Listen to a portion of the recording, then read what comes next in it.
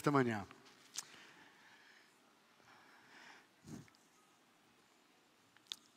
Eu creio que você tem uma Bíblia e eu gostaria de convidá-lo a abrir a sua Bíblia no capítulo 20 do livro de Êxodo. Nós temos ainda algumas vagas aqui no coral. Tem alguns bancos, algumas cadeiras também vazias. Se você está nesse momento se movimentando, procurando há lugar para sentar. Êxodo capítulo 20.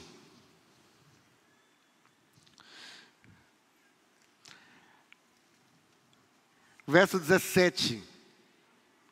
Êxodo 20, verso 17. Aqueles que encontraram o texto, digam amém. Localize o texto no seu aplicativo, na Bíblia que está no seu celular, ou abra a sua Bíblia. Vamos ler a palavra de Deus. A minha tradução diz: não cobiçarás a casa do teu próximo. Não cobiçarás a mulher do teu próximo, nem o seu servo, nem a sua serva, nem o seu boi, nem o seu jumento, nem coisa alguma que pertença ao teu próximo. Esse mesmo texto é repetido em Deuteronômio 5. A diferença é que em Deuteronômio 5 é acrescentado a palavra campo. Não deseja o campo do teu próximo.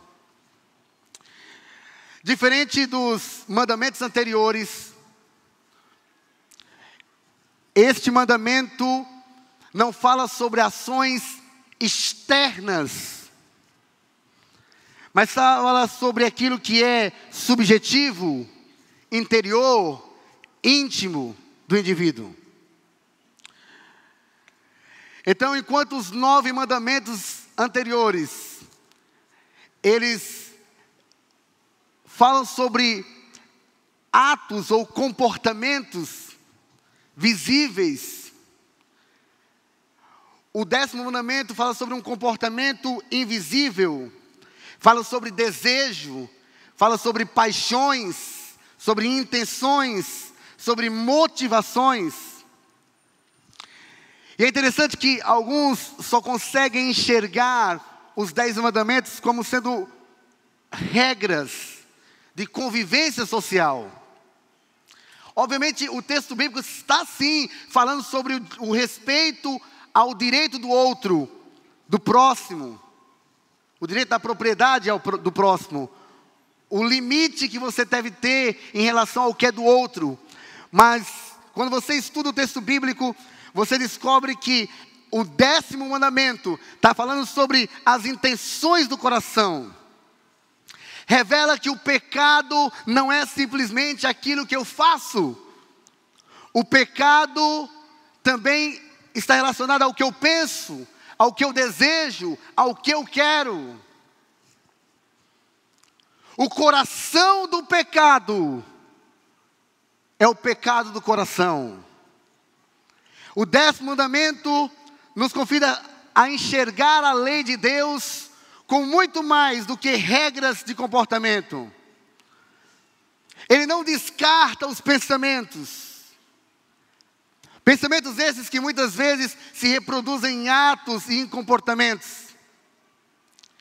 Mas a finalidade do 10º mandamento, que nós acabamos de ler, é erradicar o desejo perverso de querer o que é do outro. Por essa razão, o título da nossa reflexão pastoral desta manhã: eu, meu, para mim. E eu chamo o 10º mandamento de o pecado do descontentamento. Você conhece alguém que é egoísta? Você conhece alguém que é invejoso? O 10º mandamento não está falando sobre egoísmo, que é uma paixão ou um amor extremo por aquilo que você tem. Não está falando sobre inveja, que é o desejo de, na verdade, é um descontentamento em relação ao que o outro tem. O 10º mandamento está falando sobre cobiça. O desejo de ter o que o outro tem. Eu, meu, para mim. É um pecado centrado no eu. É o desejo de que o que o outro tem se torne meu. Do que o outro tem seja para mim. Eu sei que não é muito comum você ouvir sobre cobiça. E eu confesso que ao estudar esse tema, eu fui incomodado diversas vezes, porque algumas coisas que eu achava que eram desejos naturais. Tá tudo bem pensar assim, tá tudo bem querer as coisas. Que legal eu poder olhar para alguém que tem algo bacana e querer.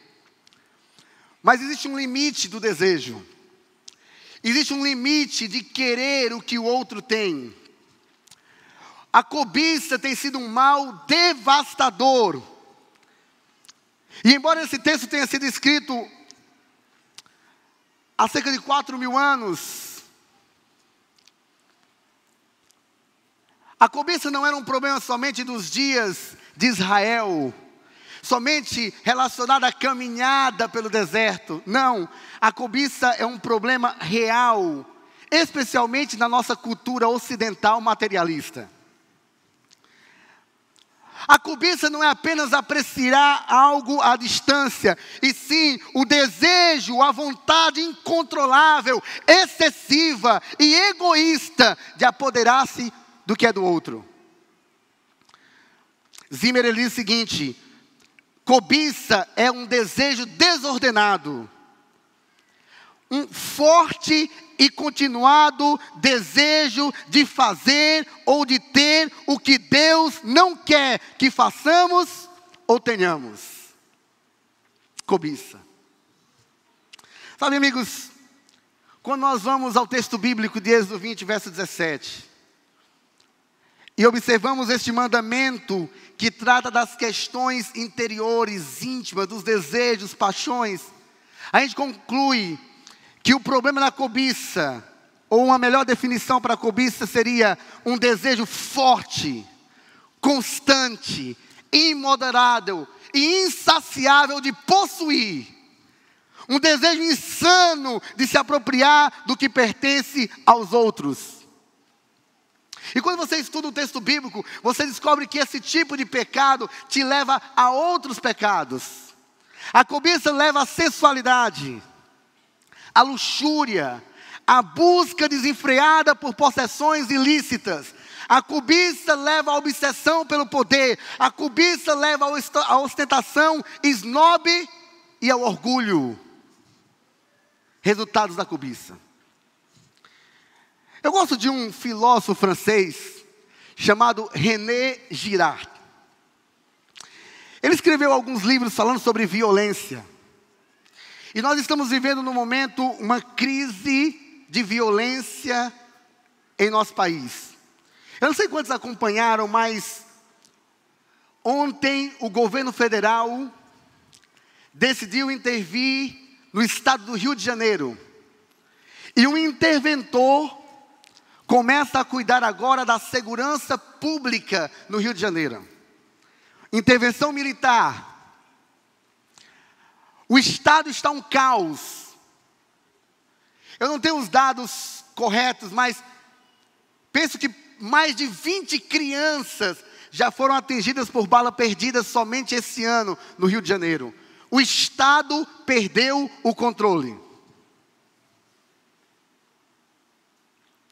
A violência está tomando conta. As pessoas estão dentro de suas casas, encarceradas, com medo. Os Estados Unidos também vivem uma forte crise na área de segurança, com vários ataques a escolas. Nesse primeiro momento do ano de 2018, onde jovens entram em escolas e atiram, várias mortes durante essa semana. E René Girard, ele diz o seguinte, ele se pergunta, por que o 10º mandamento foi escrito? Há pessoas que imaginam que os mandamentos eles foram escritos para regular as relações sociais do povo de Israel. E que inspiram o povo de Deus hoje a viver também de maneira tranquila com seus irmãos. Os mandamentos promovem uma cultura de paz. Os mandamentos promovem os bons relacionamentos. Nós acreditamos que eles vão além disso. Nós acreditamos que os mandamentos foram dados por Deus e eles devem mover a vida do cristão. Eles apontam para a nossa necessidade de Cristo. Quando nós olhamos para os mandamentos, nós nos defrontamos com nossos próprios erros de caráter, com os nossos problemas, nós nos confrontamos com as nossas falhas e nós somos levados a viver agora por Jesus e aceitar a graça de Cristo na vida. É a regra de Deus, é o padrão de Deus para o julgamento. Mas há aqueles que acreditam que os mandamentos são apenas regras sociais. René Girard, ele diz o seguinte, se são regras sociais, por que o 10º mandamento foi escrito? E algumas razões que ele apresenta. E o principal argumento do René Girard é que o 10º mandamento foi escrito porque a violência começa no coração. E começa no coração quando nós temos o olho maior do que a nossa barriga. Quando nós queremos mais do que aquilo que nós precisamos. E é verdade, nós temos desejos ilimitados. Nós somos movidos pelos desejos. Todos nós percebemos que há um vazio em nós. Todos nós temos um vazio. Uma necessidade. Um buraco que nós queremos preencher de alguma maneira. E nós sabemos muito bem o que é que preenche esse buraco. Nós sabemos que o buraco existe. Existe a carência. E a gente sabe que deseja, mas não sabe o que deseja. Sabemos que desejamos alguma coisa, mas não sabemos o que desejamos. Sabe essa busca, esse querer ser completo? Alguns chamam disso de a busca pela felicidade.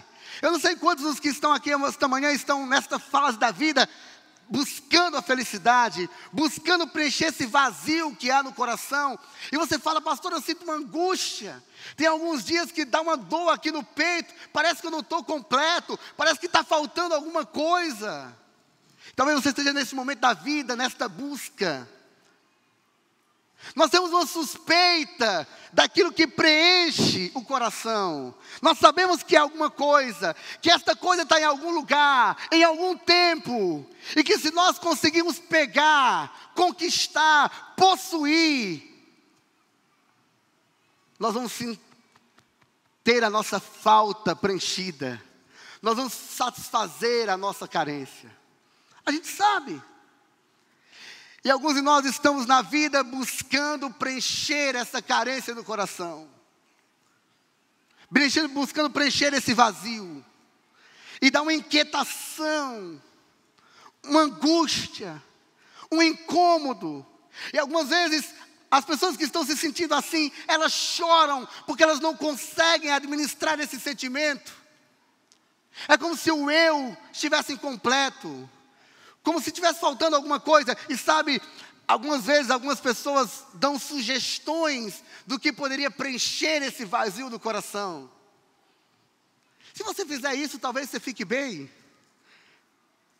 Eu vi um relato de uma garota que procurou uma psicóloga não cristã e disse para ela, eu estou com angústia no coração, está me faltando alguma coisa.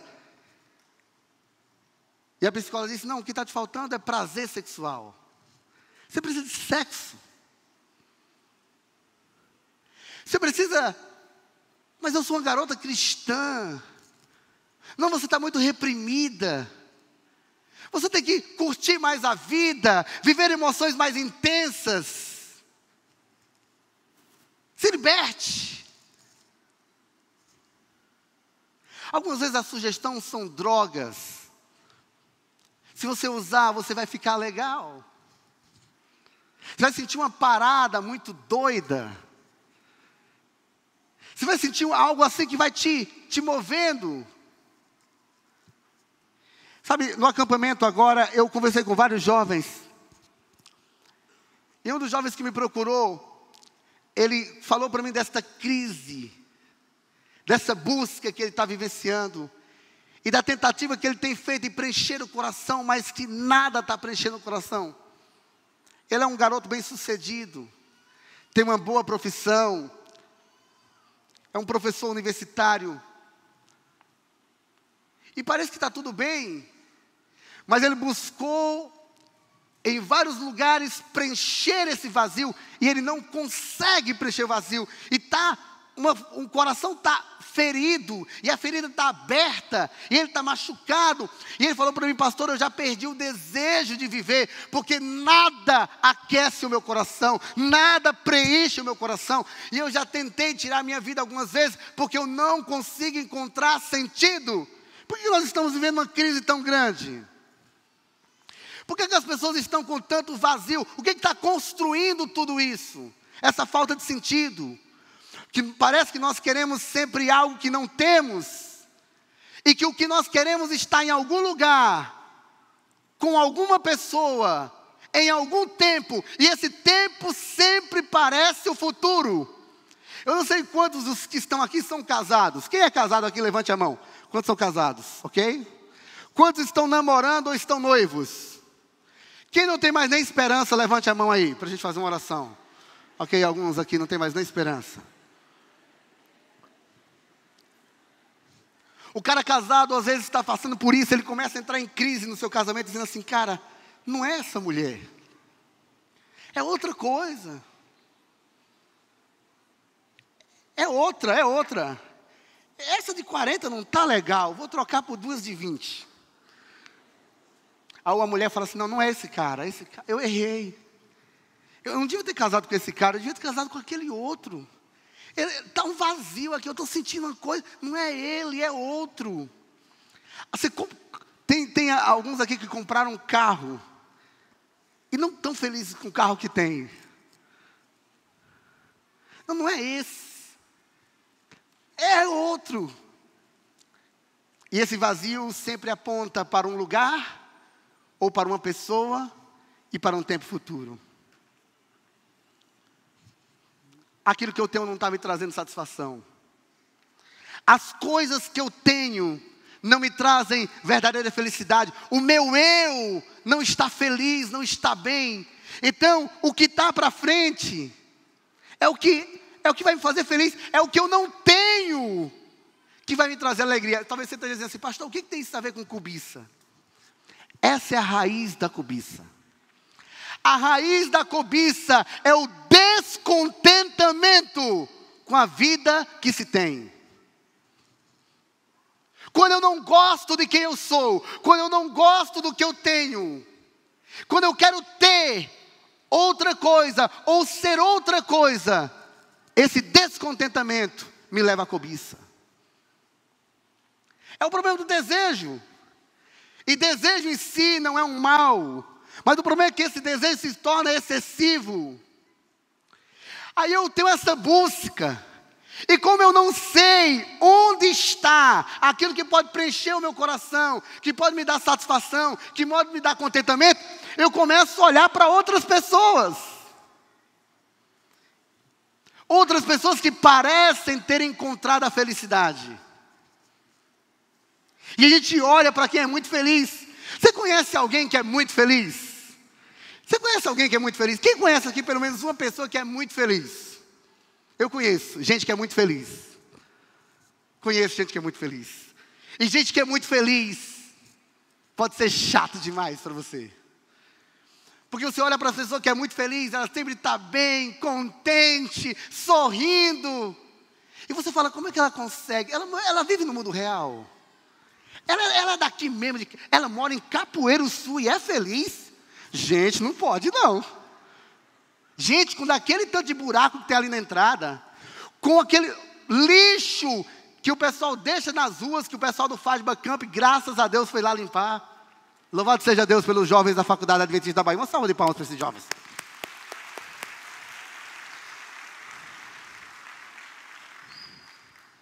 E o cara é feliz morando em Capoeiro Sul.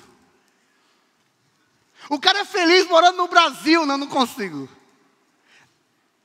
Gente, ele é feliz. Isso incomoda. Está do lado de alguém que é muito feliz, para alguém que está vivendo essa busca, que está lutando contra o próprio coração, que está descontente. É muito duro encontrar alguém feliz. Aí quando você olha para essa pessoa que é feliz, você pensa assim, gente, se ele é feliz, ele deve ser feliz por alguma coisa. Ele deve ser feliz por aquilo que ele tem. Se eu tivesse o que ele tem, eu também seria feliz. O cara é feliz. E ele tem. Se eu tivesse o que ele tem, eu ia ser feliz também. Olha a casa dele. Velho, se eu tivesse essa casa que ele tem, eu seria feliz. Se eu tivesse esse carrão que ele tem, eu seria feliz. Se eu tivesse essa esposa que ele tem, aí eu seria feliz. Se eu tivesse esses filhos que ele tem, se eu tivesse essa sogra que ele tem, eu não sei se a parte da sogra é real não, mas serve aqui para ilustrar. Eu ouvi esses dias uma historinha interessante, né? Que diz que um camarada sentado com a esposa num banquinho na praça. Aí falando para a esposa, amor, nossa vida é muito dura, muito difícil, é difícil demais. Se a gente tivesse um fusquinho daquele que está passando ali, a gente era feliz. Aí a gente era feliz se tivesse aquele fusca. Aí dentro do fusca, um casalzinho brigando. Tu tem que vender esse fusca, ser infeliz, está quebrando muito. Olha, se a gente tivesse aquela Ferrari, está passando do outro lado ali, aí sim nós seríamos felizes. Nossa vida está indo de mal para pior. Aí o cara na Ferrari, andando pela cidade, triste. Aí olha para o casalzinho sentado no banquinho.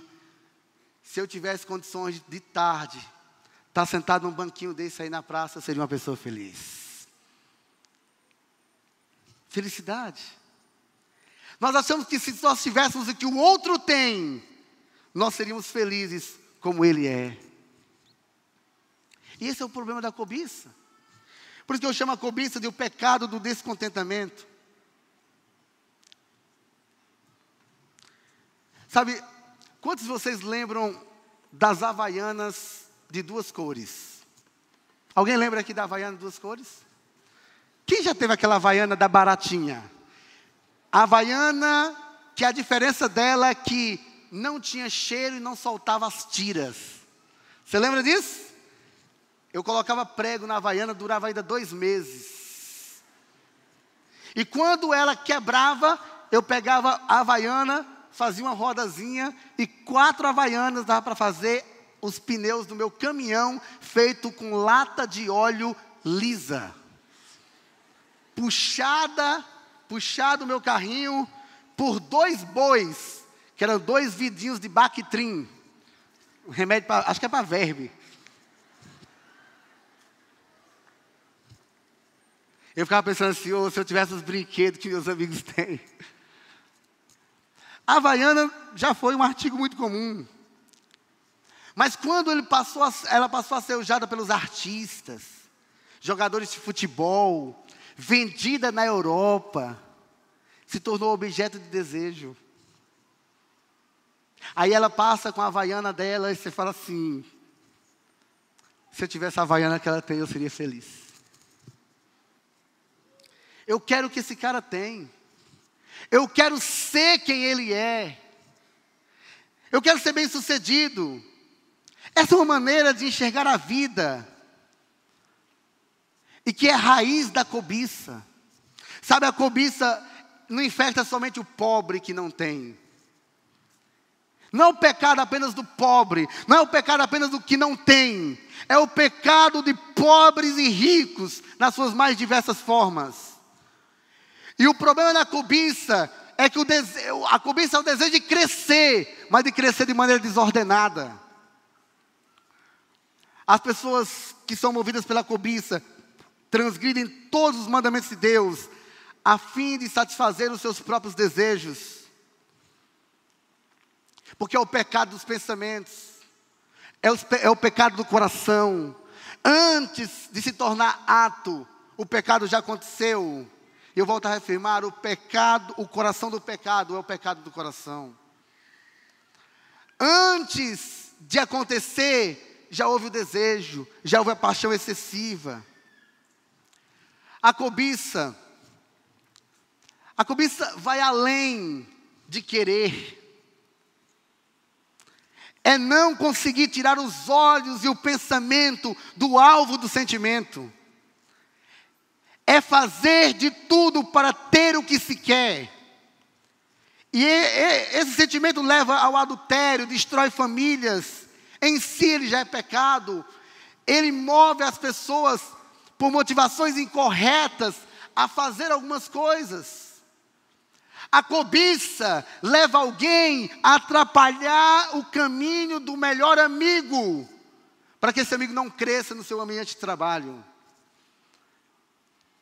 Sabe, existe um mal que também está relacionado à cobiça. Quando eu não posso ter o que o outro tem, quando eu não posso ser quem o outro é, quando os meus pensamentos de desejo excessivo estão dominando a minha mente, eu vou perdendo o sentido. Eu começo a ser dominado pela maldade.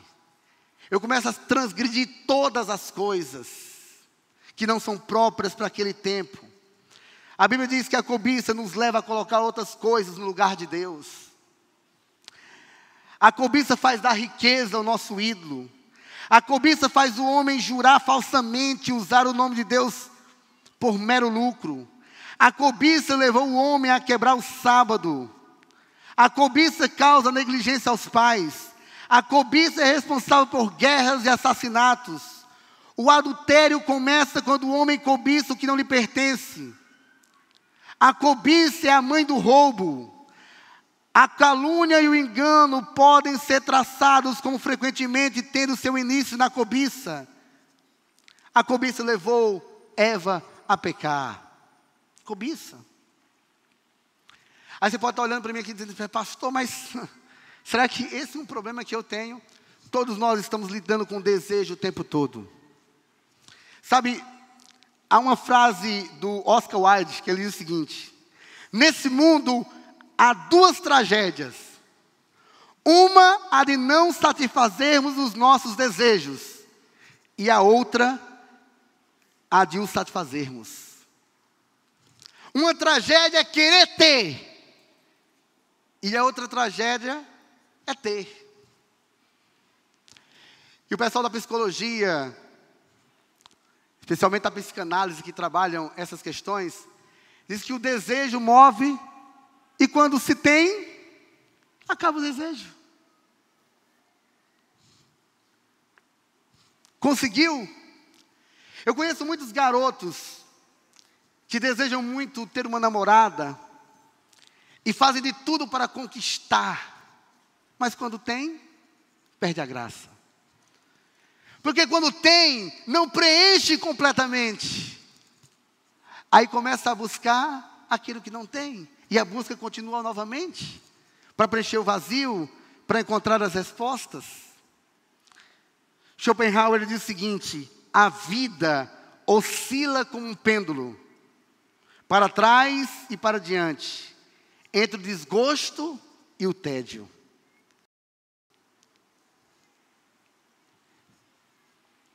Faz eco as palavras de Oscar Wilde.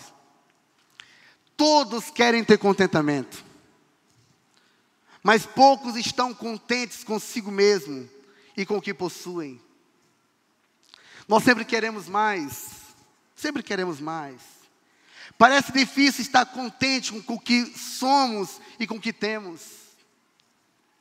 A tendência é querer ser o que alguém é, em vez do que somos. É querer ter o que alguém tem, em vez do que temos. É de estar em um lugar onde não estamos.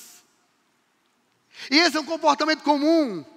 E esse comportamento leva à cobiça, e leva também a um tempo de murmuração. A cobiça usa a linguagem do descontentamento, da murmuração. E deixa eu dizer algo para você, infelizmente, nós estamos cercados de pessoas murmuradoras, reclamonas, reclamam de tudo e de todos. E a murmuração está muito ligada à cobiça. Essa insatisfação, esse descontentamento, essa personalidade tóxica, daquele que reclama demais, está sempre reclamando, nada está bem. Houve outro momento aqui, o ano passado, que eu falei sobre a geração mimimi. Está quente, está frio, é alto, é profundo, é longe, é tarde, é cedo demais, é muita reclamação. Uma cultura egoísta, e quanto mais eu, meu, para mim, mais murmuração, porque a gente acha que o mundo todo deve funcionar em razão de quem nós somos.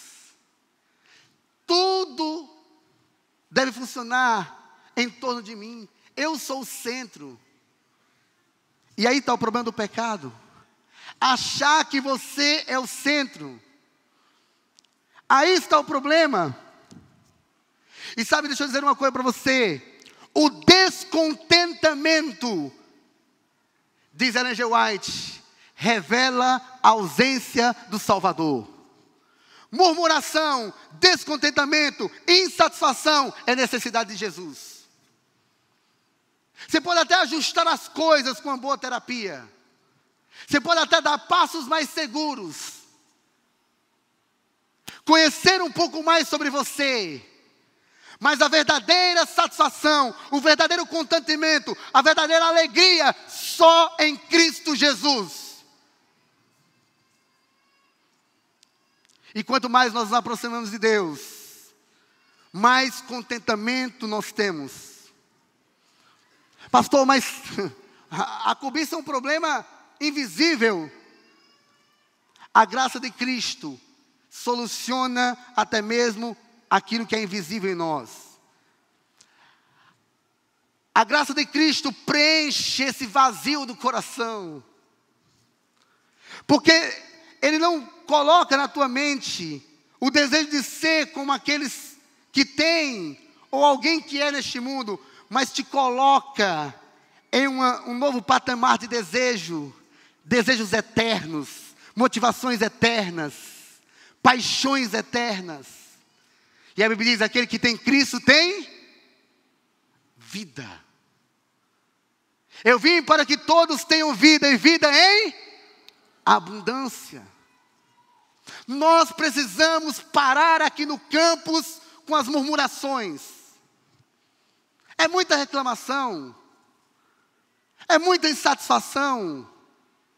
E assim, insatisfação não tem a ver, murmuração, descontentamento, não tem a ver com o outro. O outro pode até nos motivar a nos sentirmos assim, mas é um problema do eu. É um problema de falta de Cristo na vida. Agora nós precisamos também de uma cultura de paz, de não violência, de não agressividade. Nós precisamos permitir que o amor de Cristo toque o coração da nossa comunidade, porque onde há amor não há cobiça. Onde há amor há compaixão, há entendimento, há discernimento, há respeito. Se há uma necessidade que nós temos nessa comunidade, a comunidade da Fátima é de amor, essa é a nossa maior necessidade. E o amor vence a cobiça, o amor vence o egoísmo, o amor vence a inveja. O amor traz contentamento. Ellen G. White falando de felicidade, de contentamento. Nunca a felicidade e o contentamento nos escritos de Ellen White tem a ver com realização pessoal. É sempre relacionado aos textos que eu encontrei em minha pesquisa. Todos os textos estavam relacionados em ajudar o outro, em amar o outro, em trabalhar pelo próximo. Isso traz contentamento, isso traz alegria, isso traz felicidade. Então a vontade de Deus expressa no último mandamento é que haja pleno contentamento com aquilo que temos e com a nossa condição. Pastor, não está fácil. O que é que diz Paulo? Eu aprendi a viver o quê? Contente em todas as situações. Eu gostaria de convidar você a ir à Bíblia novamente. Tito capítulo 2. Tito 2. Antes de irmos a Tito 2, eu quero te convidar a ir a Filipenses capítulo 4. Filipenses capítulo 4, verso 11. Olha o que diz o livro de Filipenses no capítulo 4, verso 11. Que texto poderoso.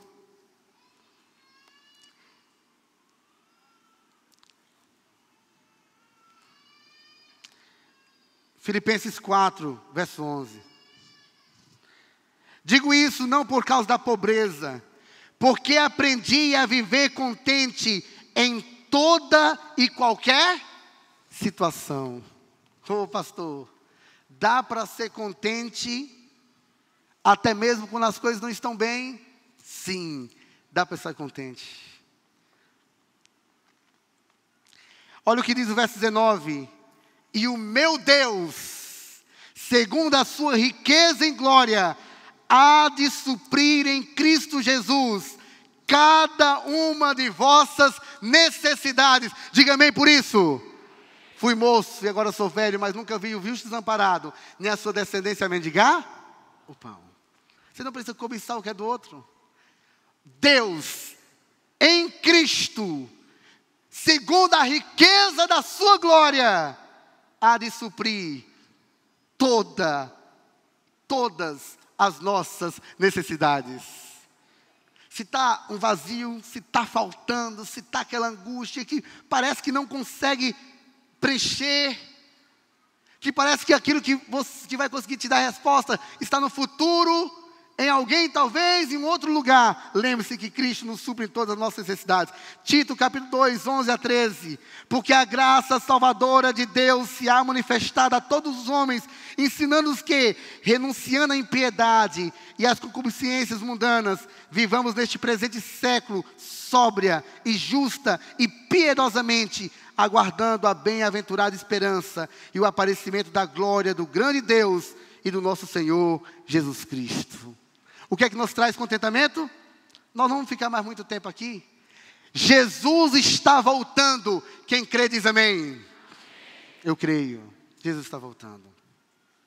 Queridos irmãos, Ellen G. White, Caminho a Cristo, página 120. Disse muitas vezes que Jesus chorou, mas jamais foi visto a sorrir. Nosso Salvador foi efetivamente um varão de dores, experimentado nos trabalhos, pois abriu o coração a todos os sofrimentos humanos.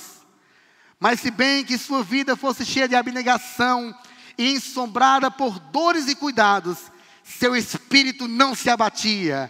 Sua fisionomia não apresentava a expressão do desgosto ou do descontentamento, mas sempre de inalterável serenidade. Seu coração era uma fonte de vida, e onde quer que fosse, levava descanso e paz, contentamento e alegria. Jesus é nosso exemplo. Sabe, irmãos, nós não temos mais tempo para alongar um pouco mais o pensamento sobre contentamento.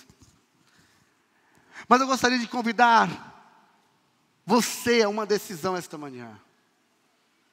E eu quero falar de coração, porque algumas vezes eu também sou abatido por algumas tristezas e acabo reclamando.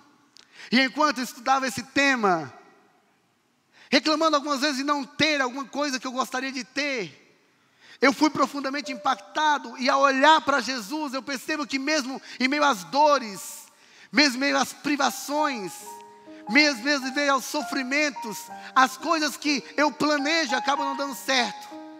Eu preciso olhar para o futuro com esperança. Eu preciso buscar alegria em Deus, porque Deus há de suprir em Cristo todas as minhas necessidades. Eu não sei do que você está precisando hoje aqui esta manhã. Essa semana eu recebi 16 pedidos de ajuda desesperados.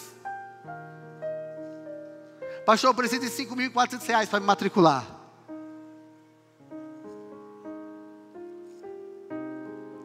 Gente desesperada.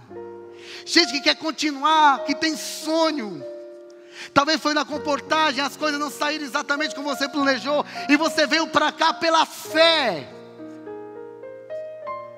E talvez você está olhando teus amigos, colocando o dedinho lá na entrada da faculdade, passando, e você olha e fala assim: poxa, eu ainda não posso.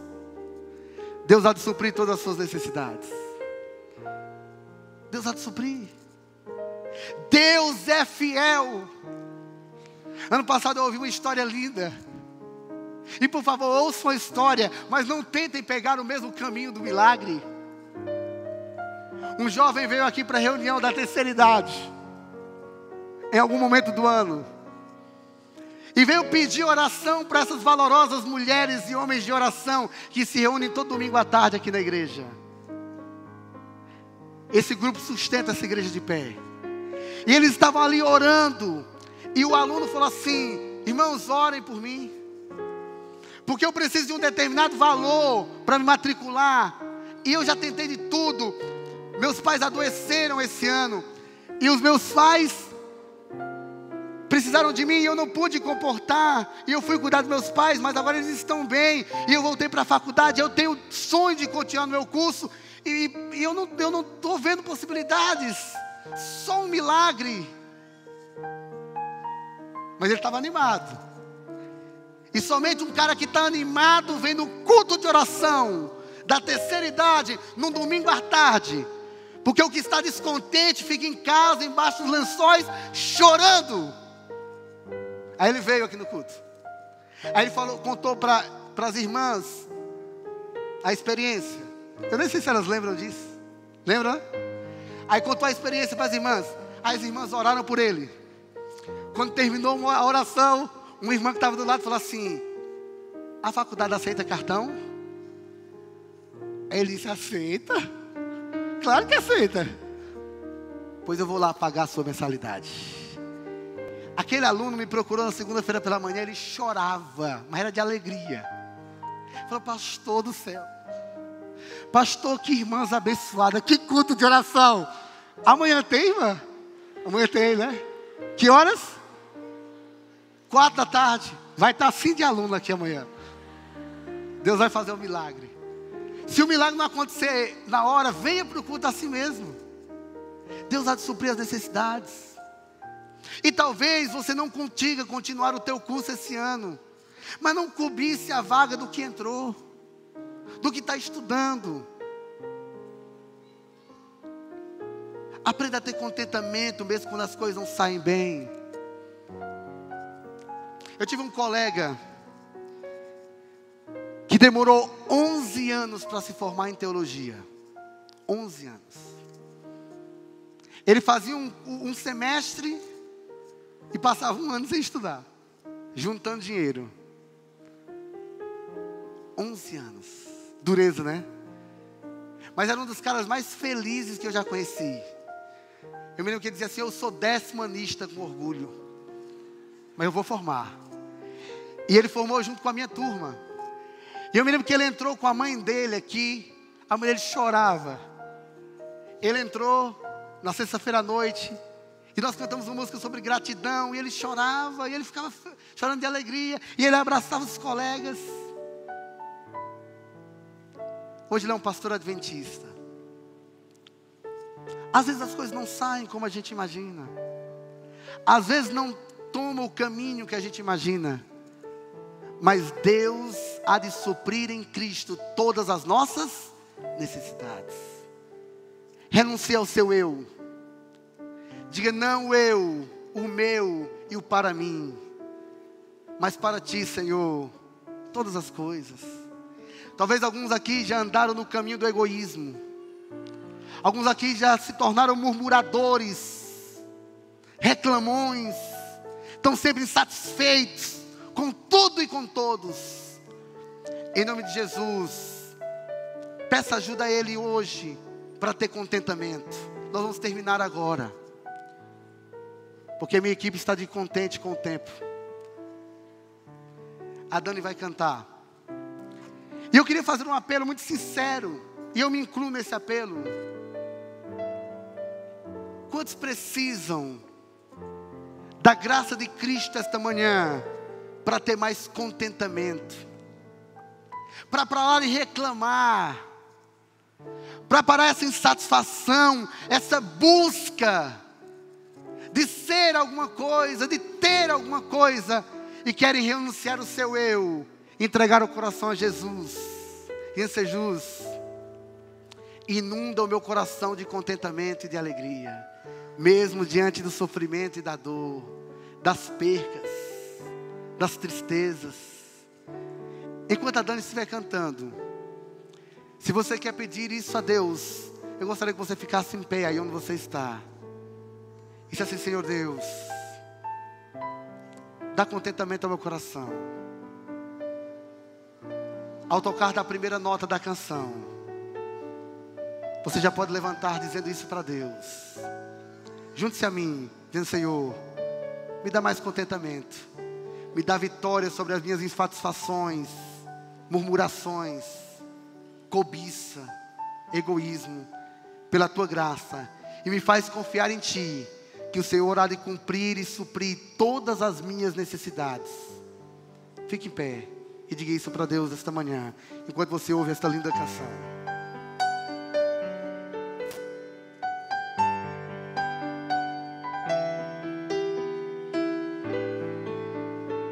Saí procurando aventura, em busca de coisas que nunca vivi. Saí desvendando mistérios proibidos, nada mais.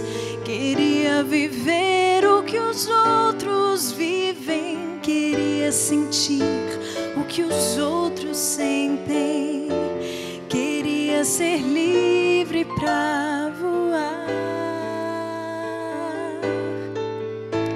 Saí procurando aventura, singrando os mares que a vida contém, pensando que em toda esquina sorririam para mim. Troquei a presença de irmãos e amigos para estar com pessoas sem paz, sem Cristo. Agora era livre para voar. Voei bem alto, ninguém podia me alcançar. Voei pra longe, ninguém podia me encontrar. Mas fui tão longe que me perdi. Passei perigos e me feri, e abandonada decidi voltar. E então voltei pros teus braços, Jesus. Ouvi teu chamado e voltei, sedenta de ouvir tua voz e os teus bons ensinos, Senhor. Por isso voltei, pois sei que me ama, Jesus. Não pude negar tua cruz. Voltei pra jamais de ti me afastar. Voltei dessa vez pra ficar.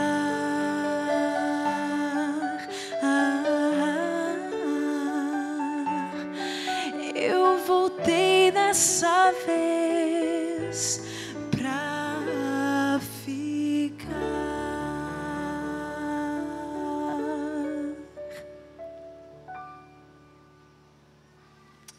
Muito obrigado, Dani. Saí procurando aventura, queria viver o que outros vivem, queria sentir o que outros sentem. Mas hoje eu voltei. Feche teus olhos. Abre teu coração.